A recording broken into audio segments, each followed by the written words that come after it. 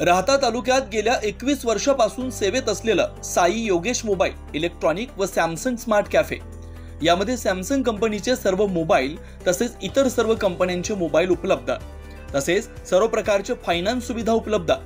IFB कंपनीचे अधिकृत विक्रेते या शोरूम मध्ये सर्व प्रकारचे इलेक्ट्रॉनिक वस्तूही उपलब्ध। तर आजच भेट द्या। आमचा पत्ता श्री छत्रपती कॉम्प्लेक्स राहता, मोबाईल नंबर 9762752222 9142 240 240। राहता शहरातील न्हावी गल्ली इथं जय भवानी महिला मंडळाच्या वतीने यंदाचा शारदीय नवरात्रोत्सव मोठ्या उत्साहात आणि भक्तिमय वातावरणात साजरा होतोय। या उत्सवाचं वैशिष्ट्य म्हणजे शहरात सर्वात मोठ्या देवीच्या मूर्तीची स्थापना करण्यात आली, ज्यामुळे हा सोहळा लक्षवेधी ठरतोय। नवरात्रोत्सवाच्या पहिल्या दिवशी मंडळाच्या सर्व महिलांनी मिळून ढोल ताशांच्या गजरात देवीच्या भव्य मूर्तीची मिरवणूक काढली। संपूर्ण शहरातून निघालेली ही मिरवणूक न्हावी गल्लीत पोहोचल्यावर पारंपरिक पद्धतीने घटस्थापना करण्यात आली। यावेळी उपस्थित असलेल्या महिलांचा उत्साह आणि भक्तिभाव वाखाणण्याजोगा होता। या उत्सवाचं एक विशेष आकर्षण म्हणजे 30 सप्टेंबर रोजी आयोजित करण्यात आलेला खेळ पैठणीचा हा भव्य कार्यक्रम। या कार्यक्रमासाठी मंडळातील महिला विशेष परिश्रम घेत आहेत। हा कार्यक्रम महिलांसाठी मनोरंजनासोबतच एक व्यासपीठ उपलब्ध करून देणार आहे। या सोहळ्याचं यशस्वी आयोजन करण्यासाठी मंडळाच्या सर्व महिला सदस्य एकत्र येऊन काम करतात।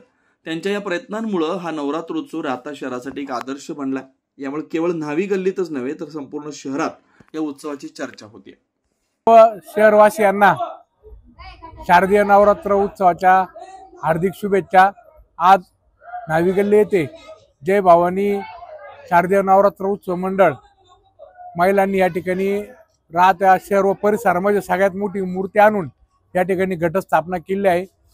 पुढील 9 दिवस या ठिकाणी विविध सामाजिक व समाज उपयोगी उपक्रम या ठिकाणी पार पाडणार आहेत। त्याप्रमाणे 30 तारखेला या ठिकाणी खेळ पैठणीचा महिलांसाठी मोठा कार्यक्रमाचे या ठिकाणी आयोजन करण्यात आलेला आहे। यासाठी सर्व महिला माता भगिनी विशेष परिश्रम या ठिकाणी घेत आहे। जय भवानी मंडळाच्या सर्व महिलांच्या वतीने या ठिकाणी विनंती आहे, रोज या ठिकाणी विविध पूजा असतील, विविध उपक्रम असतील, यामध्ये सर्व शहरवासियातील महिलांनी सहभाग घ्यावा एवढीच या ठिकाणी विनंती करतो।